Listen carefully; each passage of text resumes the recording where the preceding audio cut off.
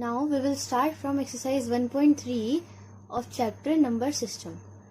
So your first question is, write the following in decimal form and say what kind of decimal expansion each has. हमने इससे पहले वाली video में पढ़ा था डेसिमल एक्सपेंशन क्या होता है, कितने टाइप्स के होते हैं. अब हमें इस वीडियो में पहला क्वेश्चन हमें यही दिया गया है कि जो आपको ये P/Q की फॉर्म में क्वेश्चंस दिए गए हैं, इनको आपको डेसिमल फॉर्म में चेंज करना है. उसके बाद आपको बताना है कि कौन से डेसिमल एक्सपेंशन का है.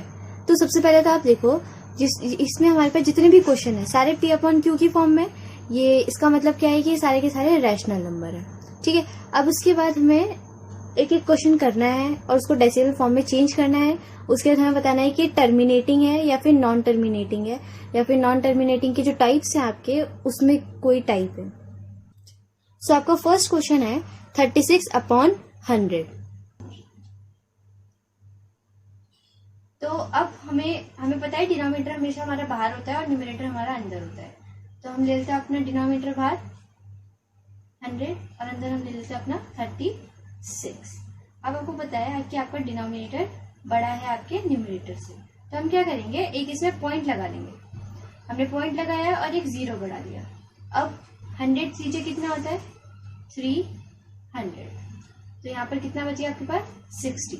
अब यहाँ पर आप एक पॉइंट लगा चुके हो, तो आप इस पॉइंट से एक और 0 बढ़ा सकते हो.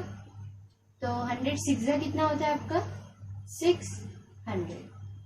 तो ये आ गया आपका यहाँ पर 0. देखो आपका यहाँ पर 0 आ गया पूरा का पूरा, मतलब कि आपका रिमाइंडर कितना बचा यहाँ पर 0. ये पूरा का पूरा सॉल्व हो गया.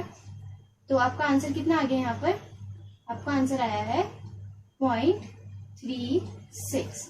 और जब आपका रिमाइंडर पूरा 0 बच जाता है तो उस नंबर को क्या बोलते हैं हम, टर्मिनेटिंग एक्सपेंशन.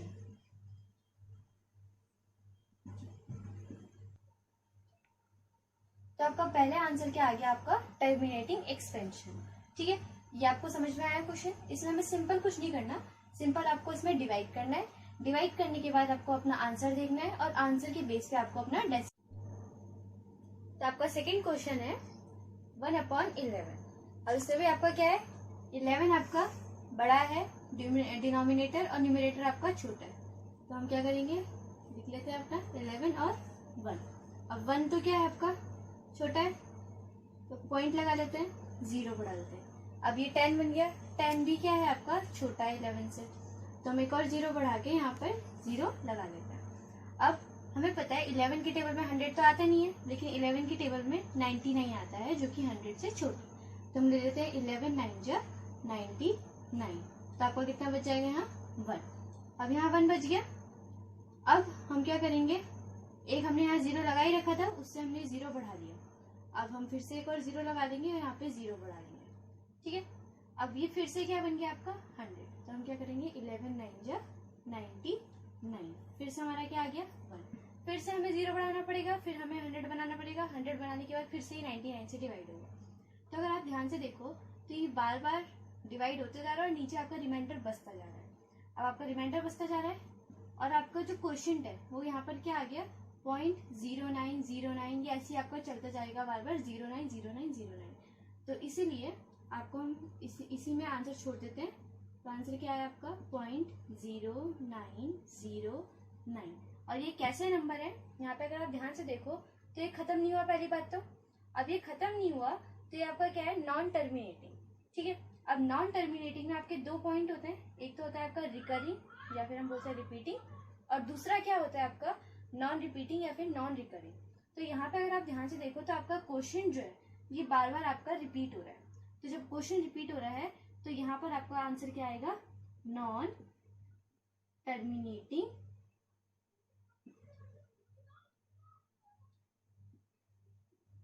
Recurring expansion. तो ये आ गया आपका सेकेंड का आंसर, जो कि क्या है नॉन टर्मिनेटिंग रिकरिंग एक्सपेंशन.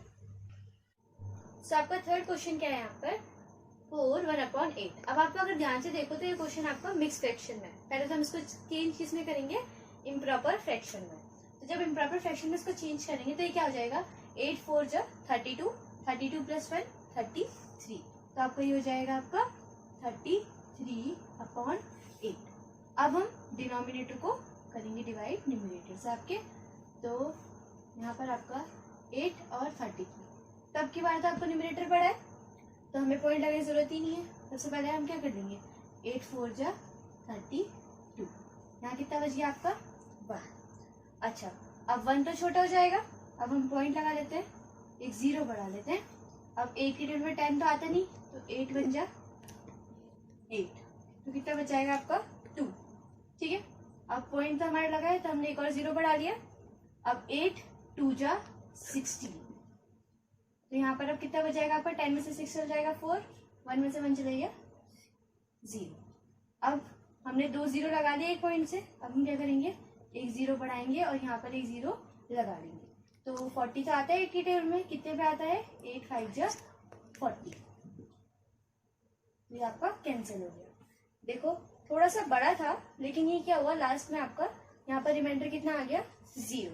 तो आपका आंसर कितना आ गया, यहाँ पर आपका आंसर आ गया यहाँ पर 4.1205।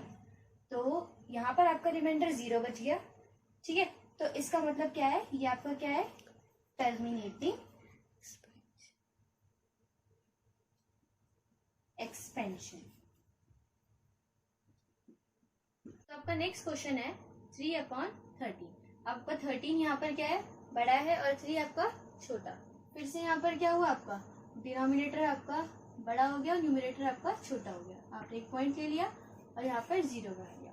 अब 13 की टेबल में 30 तो आता नहीं है, तो आप क्या कर लोगे, 13 2 जा 26, 10 में से 6 जाएगा, आपको कितना बचेगा 4, और 2 में से 2 चल जाएगा तो वो तो 0 हो जाएगा। अब पॉइंट तो लगा था, हमने एक 0 बढ़ा लिया। 13 की टेबल में 13 3 जा 39, 40 तो आता नहीं है, तो 40 में से 39 गए तो आपको कितना बच गया 1। अभी यहाँ पर हम एक 0 बढ़ा के और एक 0 यहाँ नीचे बढ़ा लेंगे। अभी 13 की टेबल में आपका 10 आता है, नहीं आता, क्यों, क्योंकि 10 तो आपका 13 से छोटा है, तो हम इसी 0 की हेल्प से एक और 0 बढ़ा देंगे आपका। तो 13 7 जो क्या होता है आपका 91। अब 100 में से 91 जाएगा तो कितना बचेगा आपका 9। आपका 0 लगा है, हमने यहाँ पे 0 लगा लिया। अब 13 की टेबल में 90 तो आता नहीं है, 91 आता था, तो हम क्या करेंगे, 13 6 जा 78, यहाँ कितना बच जाएगा आपका, 10 में से 8 गया, आपका कितना बच गया 2, और 8 में से 7 गया, आपको बच गया 1। अब हमने यहाँ पे एक और 0 बढ़ाया, और 13 की टेबल में 120 तो आता नहीं है, क्या आता है 13 9 जा 117, तो यहाँ पर आपका आ जाएगा 3। 1 में से 1 चल जाएगा 0, 1 में से 1 चल जाएगा 0। अगर आप ध्यान से देखो तो फिर से आपका क्या आ गया, क्वेश्चन आ गया यहाँ पर 3, और नीचे भी क्या आ गया 3। मतलब क्या है कि अब ये इसके आगे फिर से रिपीट होने लग जाएगा। अब रिपीट होएगा तब इसको दोबारा नहीं करते। अब हमें यहाँ पर समझ में आ गया कि ये फिर से यहाँ पर 2 आएगा, फिर उसके बाद 3 आएगा, फिर 0 7 6 9 फिर से आने लगेगा। तो हम यहाँ पर आंसर आपका छोड़ देंगे। तो आपका आंसर कितना आ गया यहाँ पर 0.23079, और इसको लगा देंगे हम बार। क्यों, क्योंकि ये पूरा का पूरा दोबारा से रिपीट होने वाला है। तो आपका यहाँ पर रिमाइंडर तो 0 बचा नहीं, तो आपका एक्सपेंशन यहाँ पर क्या हो गया, नॉन टर्मिनेटिंग। और नॉन टर्मिनेटिंग में कौन सा आया ये हमारा, repeating means recurring, non terminating recurring expansion. तो आपका ये 4th क्वेश्चन भी सॉल्व हो गया। अब आपके 5th क्वेश्चन करते हैं 2/11। अब 11 फिर से आपका यहाँ बड़ा हो गया, मतलब कि आपका डिनोमिनेटर फिर से बड़ा हो गया न्यूमरेटर के हिसाब से, तो हम फिर पॉइंट लगा लेंगे, यहाँ 0 बढ़ा लेंगे। 20 तो आता नहीं 11 की टेबल में, 11 की टेबल 20 की जगह क्या आता है आपका 11 1 जा 11, तो 10 में से 1 जाएगा तो आपको कितना बचेगा 9, और 1 में से 1 चल जाएगा तो क्या बच जाएगा यहाँ पर 0। तो पॉइंट तो लगा, हमने इसके हिसाब से एक और 0 ले लिया। अब 11 की टेबल में 90 तो आता नहीं है, 90 से छोटा क्या आता है आपके पास 80 है, जो कि आता है 8 जा, तो 11 8 जा 88।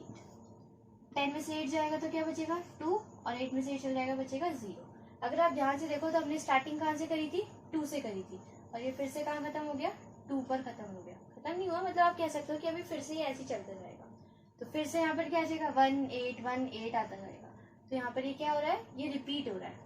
तो आप आंसर में क्या लिखोगे, आंसर में लिखोगे आप 0.18 और 18 के आगे ऊपर क्या लगा दोगे 12। तो ये आपको कौन सा एक्सपेंशन दे रहा है, ये आपको दे रहा है नॉन टर्मिनेटिंग रिकरिंग, फिर आप बोल सकते हो रिपीटिंग एक्सपेंशन। सो आपका फिफ्थ क्वेश्चन यहाँ पर खत्म हो गया, जिसमें आपका आंसर क्या है, नॉन टर्मिनेटिंग रिकरिंग एक्सपेंशन।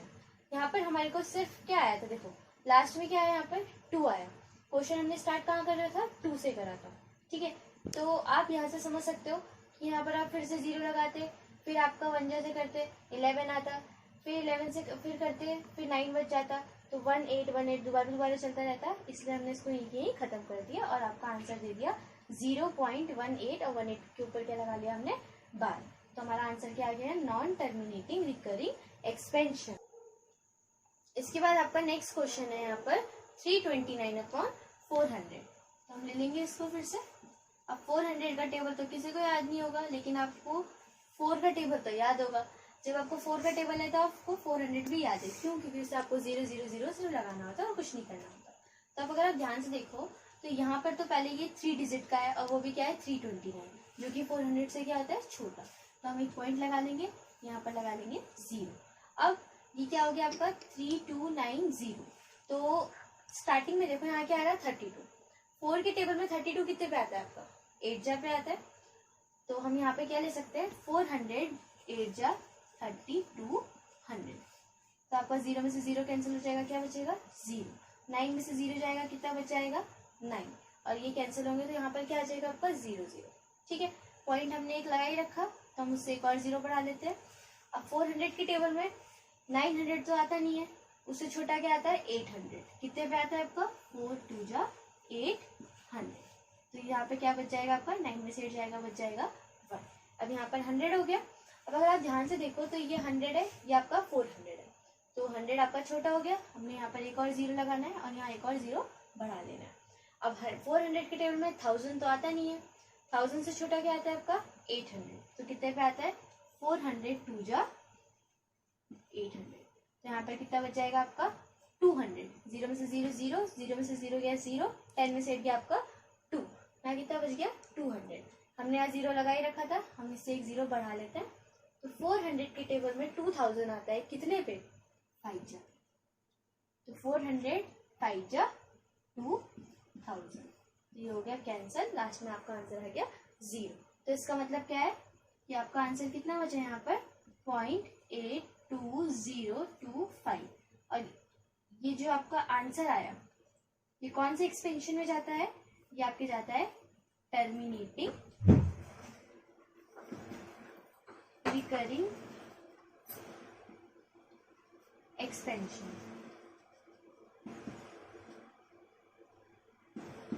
तो आपके फर्स्ट क्वेश्चन यहाँ पर पूरा सॉल्व हो गया। अब हम स्टार्ट करेंगे यहाँ पर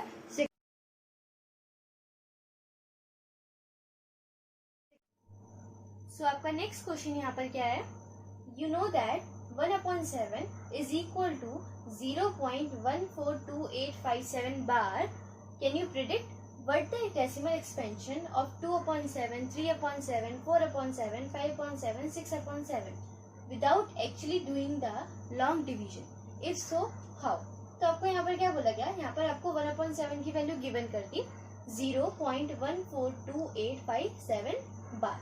अब आपको बोला गया कि आपको प्रिडिक्ट करना है, आपको प्रिडिक्ट करना है यहाँ पर 2/7, 3/7, 4/7, 5/7 और 6/7 की वैल्यू। और कैसे निकालनी है, कैसे प्रिडिक्ट करनी है आपको, बिना लॉन्ग डिवीजन मेथड के, जो हम डिवाइड का लॉन्ग डिवीजन यूज करते हैं उसको छोड़ के। अगर आप कर सकते हो तो आप कैसे करोगे। तो अगर आप यहाँ पे ध्यान से देखो तो हमें यहाँ पर 1/7 की वैल्यू गिवन कर रखी है। हमें स्टार्टिंग किससे करनी है 2/7 से, और कहाँ तक निकालना है 6/7 तक। तो पहले हम निकालते हैं 2/7 की अपनी वैल्यू। तो 2/7 को वैल्यू निकालने के लिए हम इसको लिख सकते हैं 2 × 1/7। अगर हम इसको इस तरीके से लिखें तो यहाँ पर हम 1/7 की वैल्यू पुट कर देंगे। तो अगर हम 7 की वैल्यू पुट कर दे तो क्या हो जाएगा 2 मल्टीप्लाई 0.142857 और इसके ऊपर हम बार लगा लेंगे एज इट इज। अब 2 की मल्टीप्लाई 7 से तो 2 7 जा आपका 14 होता है, 4 1 कैरी चलेगा आपका, 2 5 जा 10, 10 प्लस 1 11, 2 8 जा 16, 16 प्लस 1 17, 2 2 जा 4, 4 प्लस 1 5, 2 4 जा 8 और 2 1 जा 2.20 जा 0।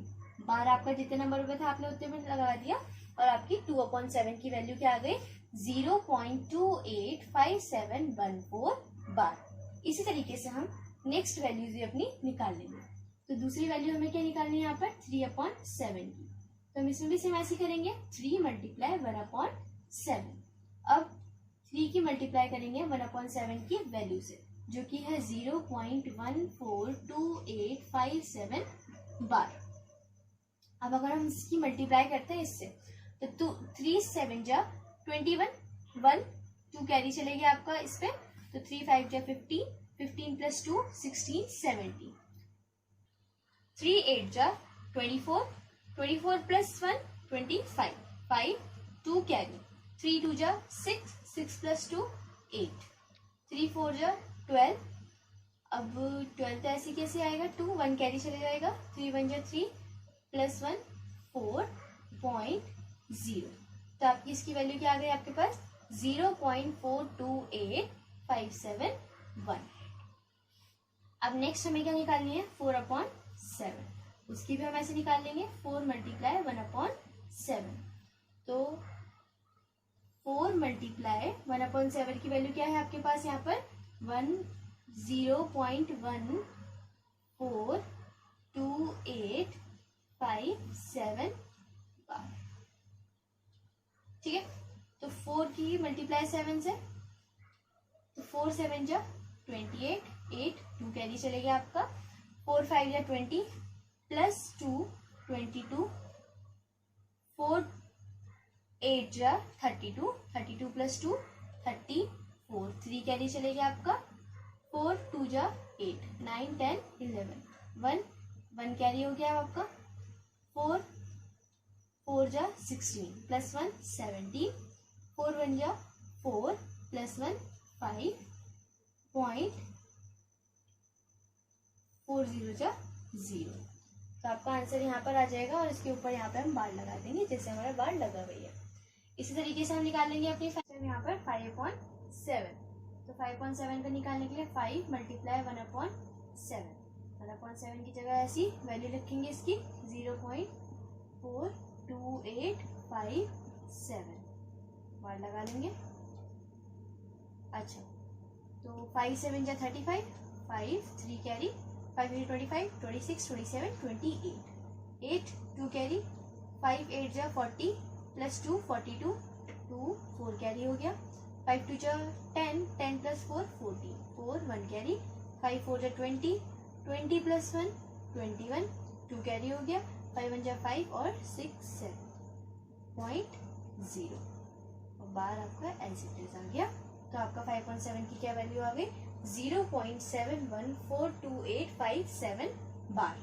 अब लास्ट आपका क्या बचा यहाँ पर 6/7, तो ऐसे निकाल देते हैं इसकी भी 1/7 और 6 मल्टीप्लाई 0.14285 इस पे लगा लेंगे बार। 6 7 जा 42, 2 4 कैरी, 6 5 जा 30, 30 प्लस 4 34, 6 8 जा 48, 48 प्लस 3 49 50 51, 5 कैरी हो गया, 6 2 जा 12, 12 प्लस 5 आपका हो जाएगा 17, 7 1 कैरी हो गया आपका यहाँ पर, 6 4 जा 24, 24 प्लस 1 25 और 6 1 जा 6 7 8.0 जो क्योंकि होता है आपका 0। तो यहाँ पर आपकी लास्ट वैल्यू क्या निकल गई 0.857142 बार। तो आप इसी तरीके से बिना लॉन्ग डिवीजन का मेथड यूज करें आप अपना आंसर्स निकाल सकते हैं। तो आपका यहाँ पर क्वेश्चन नंबर 2 कंप्लीट हो गया। अब क्वेश्चन नंबर 3 को हम डिस्कस करेंगे आपकी नेक्स्ट वीडियो में। Thank you class.